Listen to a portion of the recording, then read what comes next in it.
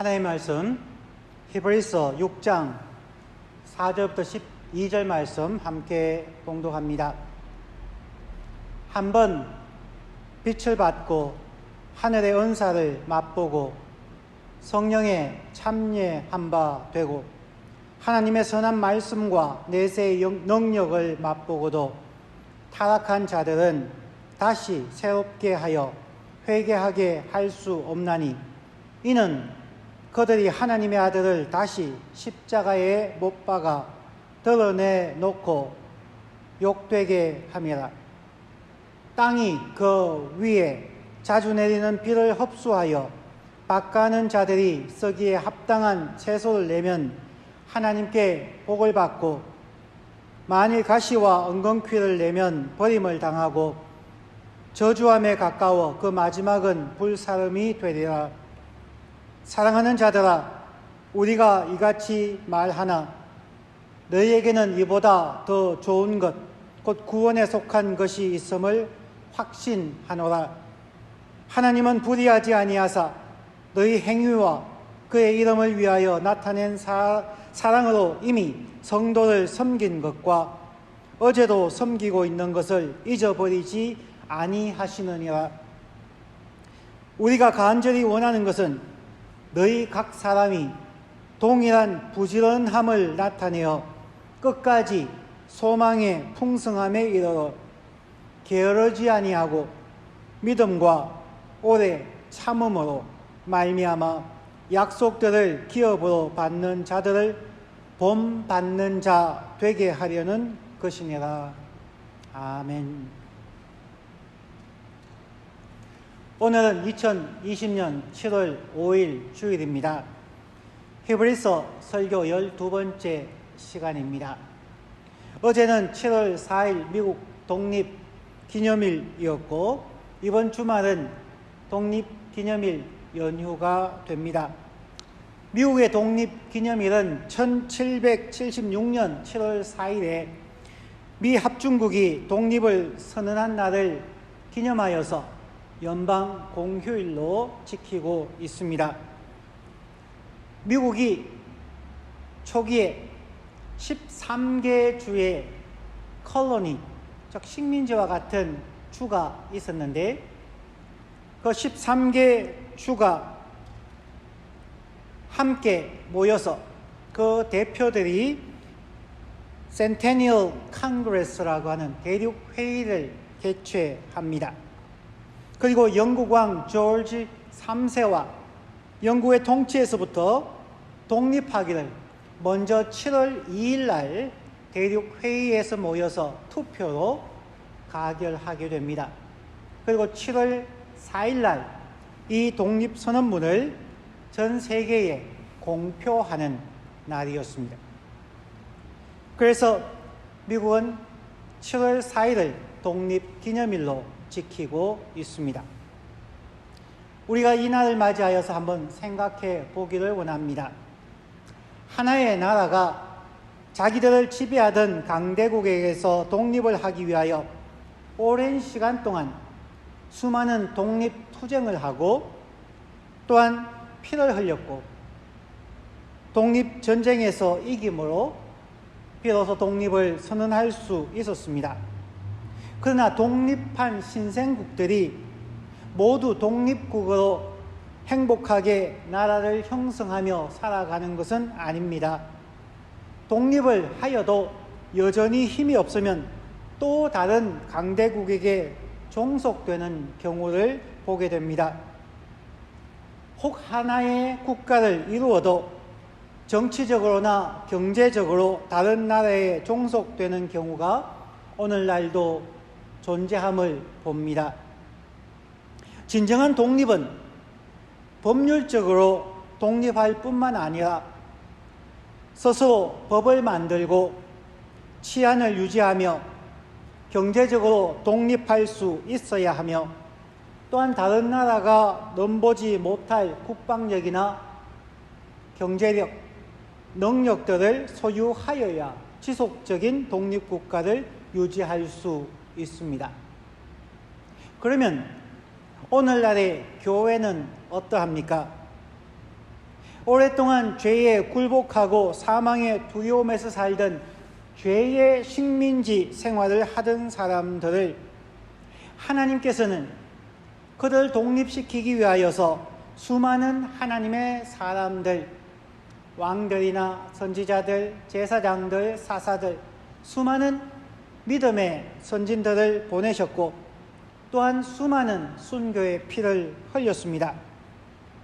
결국 하나님의 시간에 하나님이신 예수 그리스도께서 이 땅에 사람의 몸을 입고 오셨고 하나님의 나라의 말씀을 가르치시고 치유하시며 하나님 나라 사역을 감당하시다가 결국 우리 모두의 죄를 대신 감당하시고 십자가에 죽으심으로 우리에게 죄로부터의 독립을 선언하셨습니다. 그런데 만약 우리 그리스도인들이 여전히 연약하여 죄의 권세 아래에서 살아가고 있다면 우리는 여전히 죄의 식민지 백성으로 살아가고 있다 하겠습니다. 우리는 그리스도 안에서 자유하는 독립된 신앙인입니까? 여전히 죄 아래에서 살아가는 타락한 혹은 배교자입니까? 오늘 본문은 독립이 중요하지만 그 독립 이후의 삶에서 믿음과 오래 참음으로 독립된 자유로운 하나님의 백성으로 변화되며 살아가는 것이 매우 중요함을 강조하고 있습니다. 오늘 성경 본문 히브리서 6장 4절부터 12절에서 두 가지로 생각을 해보겠습니다. 첫 번째는 은혜를 받은 후에 떨어져 나가지 말라는 경고의 말씀입니다. 4절부터 6절을 읽습니다. 한번 빛을 받고 하늘의 은사를 맛보고 성령에 참여한 바 되고 하나님의 선한 말씀과 내세의 능력을 맛보고도 타락한 자들은 다시 새롭게 하여 회개하게 할 수 없나니 이는 그들이 하나님의 아들을 다시 십자가에 못 박아 드러내놓고 욕되게 함이라. 이 구절은 성경에서 이해하기 어려운 심지어 두렵기까지 한 성경 구절입니다. 한때 열심으로 신앙생활을 하고 성령 충만했던 사람들이 어느 정도의 시간이 지나가고 어려움을 겪으면서 혹은 개인의 육신의 욕심을 따라서 살다가 교회를 떠나거나 신앙생활에 어려움을 겪게 되면은 자신들이 하나님께 버림을 받은 것이 아닐까 두려워하는 그리스도인들이 있습니다. 특히나 한 번 빛을 받고 하늘의 은사를 맛보고 성령에 참여한 바 되고 이러한 과정 후에 타락한 자들은 다시 새롭게 하여 회개하게 할 수 없나니 라는 구절은 회개와 구원의 가능성까지 모두 막아버리는 것이기에 엄청난 두려움을 갖게 됩니다. 이 구절에 대하여서 세 가지 해석이 가능합니다. 첫째는 실제로 그리스도인들이 매우 심한 타락을 하게 되면 그들의 구원을 잃게 된다는 해석입니다. 두 번째는 히브리서 5장 11절부터 14절에서 말한 미성숙한 히브리인 기독교 신앙인들 혹은 초보적인 신앙인들이 더 열심으로 노력하여서 성숙으로 나아가도록 경고하는 가설적 주장이라는 해석입니다.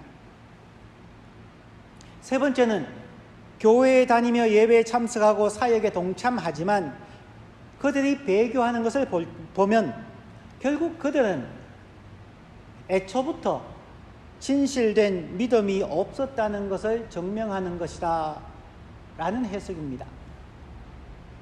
이 세 가지는 오늘날 교회 안에서도 다양하게 채용되어지고 있습니다. 인간의 자유의지를 강조하는 그리스도인들은 첫 번째 해석을 취하게 될 것이고, 하나님의 절대적인 섭리를 강조하는 분들은 두 번째를 강조하게 됩니다.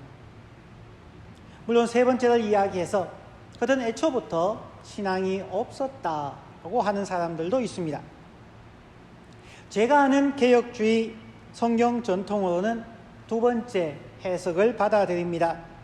열심히 신앙생활을 하였거나 한때 성령이 충만하여 심지어 은사운동을 하였다가 교회를 떠나거나, 종교적으로 일하는 사람들 배교자라고 하지만 사회적으로 혹은 큰 무리를 빚고 하나님의 나라와 교회에 큰 어려움을 겪게 한 성직자들이나 종교인들은 다시 이전에 영향력 있는 그리스도인으로 돌아가는 것은 매우 어렵습니다.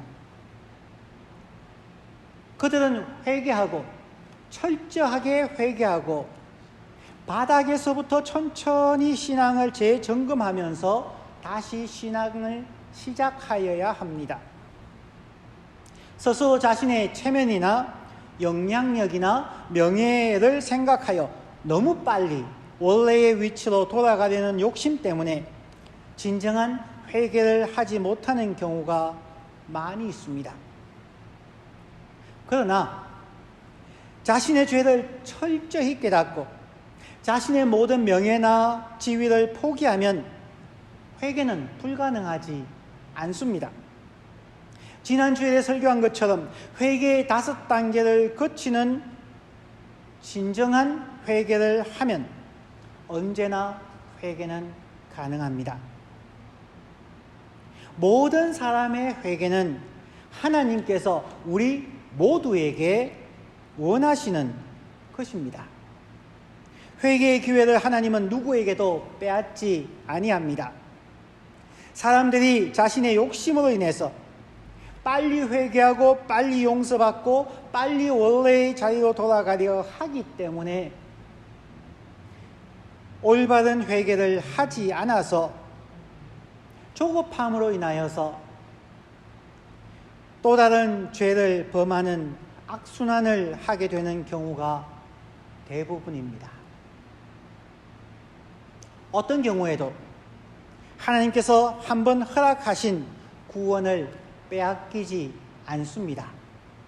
심지어 이 땅에서 회개하지 않고 파멸로 간다 할지라도 하나님께서 구원하시는 사람은 마지막 날에 구원을 받을 것입니다.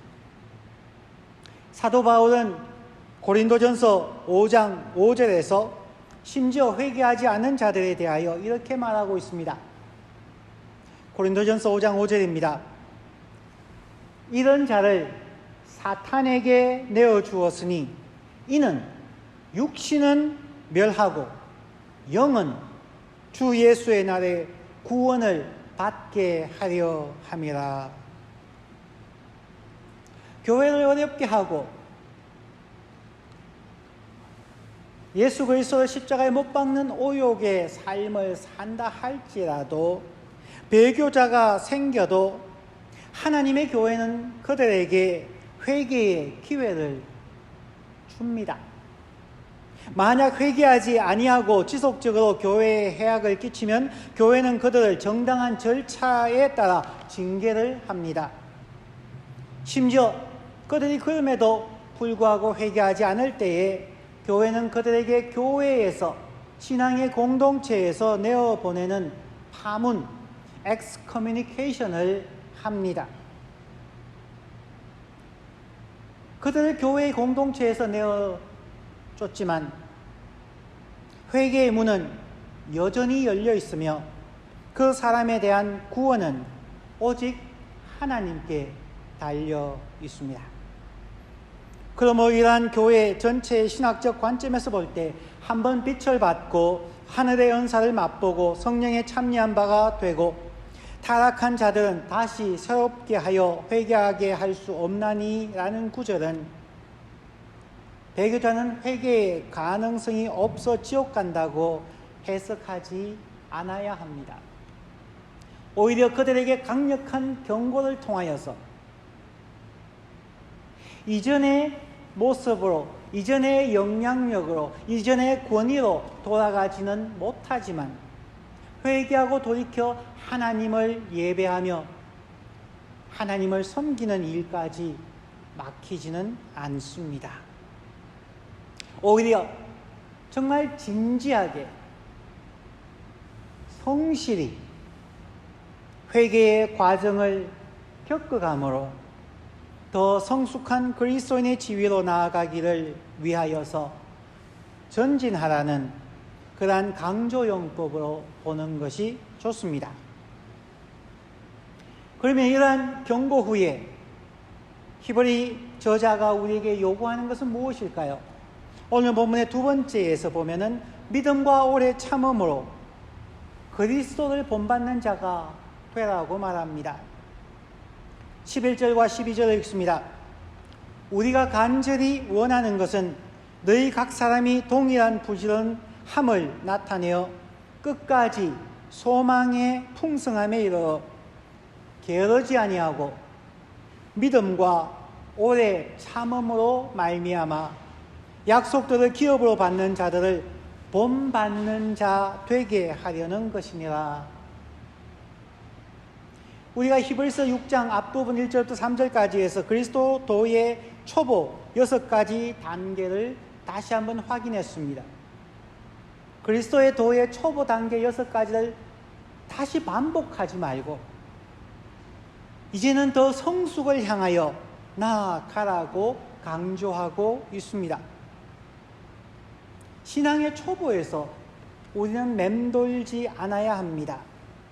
그 앞으로 나아가야 합니다. 쉽지 않은 신앙의 수행 과정입니다. 우리 그리스도인들은 단순한 순례자, 필그림이 아니라 수행하는 순례자들입니다. 지난번 설교 시간에 소개한 것처럼 자전거를 배우는 것은 단순히 자전거의 바퀴가 2개이다, 페달을 밟으며 나아간다, 보고 아는 것에서 그치지 않습니다. 그렇게 해서는 자전거를 탈 수가 없습니다. 자전거를 보았으면 처음 탈 때의 두려움을 극복하며 끊임없이 올라타고 나아감을 통하여 넘어져도 일어나며 그 길을 온전하게 계속 반복적으로 타는 훈련을 통하여서 자전거 타는 것을 우리는 마스터할 수 있게 됩니다. 기독교도 하나님의 말씀을 단순히 지식적으로 아는 것만으로는 기독교 신앙의 초보도 익히지 못하는 사람들입니다. 그러한 사람들은 기독교의 하나님이 단순히 상상 속의 신으로 믿을 가능성이 매우 높습니다. 상상 속의 신은 실제로는 존재하지 않습니다. 상상 속의 신을 실제하는 것처럼 믿으며 살아가는 사람들은 없습니다. 그런데 많은 그리스도인들은 신앙에 대하여, 기독교에 대하여, 성경에 대하여 지적으로만 알고 상상 속의 신으로 알지 삶에 적용하며 그 말씀의 능력을 체험하지 못하고 살아가는 안타까움을 겪습니다. 기독교는 믿음의 종교입니다. 그런데 기독교의 믿음은 지적인 학습과 감정적인 성숙과 실천적인 의지를 반드시 수반하는 전인격적 종교입니다. 행함이 없는 믿음은 죽은 믿음이라는 야고보서의 가르침처럼 우리는 반드시 하나님의 의의 말씀을 실제 생활 속에서 실천하여 보므로 말씀의 능력을 체험하여야 합니다. 그러므로서 우리의 성품이 변화되어지고 우리의 관계성이 더욱 깊어지며 삶이 더욱 풍성하여 져야 하는 종교입니다. 기독교의 믿음은 순교자의 각오로 살아가면서 불과 몇백 명이었던 초대교회 성도들이 지금은 전 세계에 널리 퍼질 수 있는 전 세계 가장 위대한 종교가 된 것, 그것은 우리의 믿음의 선배들의 실천적인 삶 때문이었습니다. 신앙이 삶이 되고 삶이 신앙이 되는 그들의 믿음의 삶 때문이었습니다. 그러므로 우리 기독교의 신앙을 가지는 저희들은 우리의 믿음의 선배들의 삶과 신앙이 어우러지는 그러한 신앙의 삶을 본받는 훈련을 하여야만 하고, 궁극적으로는 예수 그리스도의 성품과 삶을 본받는 신앙이어야 합니다. 아직 우리가 그리스도를 본받는 훈련을 성실하게 하고 있지 않다면 우리는 여전히 신앙의 초보에 머물고 있는 자들입니다. 바울 사도는 고린도전서 11장 1절에서 말했습니다. 내가 그리스도를 본받는 자 된 것 같이 너희는 나를 본받는 자가 되라. 기독교는 본받음의 종교라 하겠습니다. 우리 함께 예수 그리스도를 본받아 가십시다. 그의 생각, 그의 성품, 그의 대인관계, 궁극적으로 그의 하나님과의 관계를 본받으며 실천하며 살아가는 신앙의 삶을 하여야겠습니다. 저도 바울처럼 제가 그리스도를 본받는 자가 된 것 같이 여러분도 나를 본받는 자가 되십시오 라고 말하면서 반발자국 앞서 나아가는 목사가 되도록 최선을 다해서 노력하겠습니다.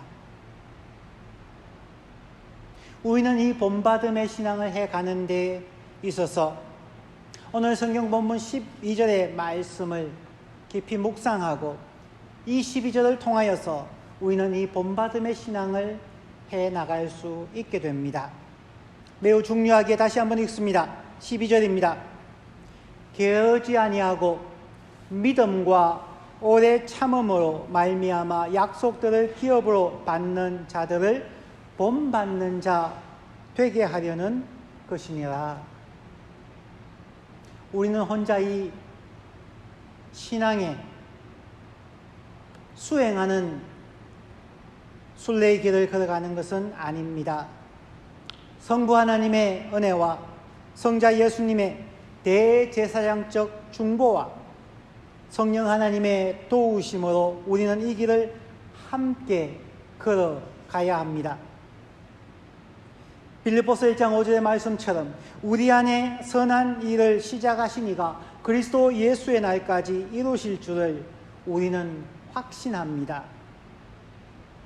성도 여러분, 우리 함께 신앙생활에 게으르지 아니하고 하나님의 말씀에 순종하여 실천하는 믿음, 그리고 일생 동안 믿음과 오래 참음으로 그리스도를 본받는 자 되는 우리 모두가 되시는 은혜를 누리시기를 주 예수 그리스도의 이름으로 간절히 축원합니다. 함께 기도하겠습니다. 오늘 말씀을 생각하시면서 성령님께서 인도하시는 대로 결심하는 기도를 우리 한 1분간 합심하여 기도하겠습니다.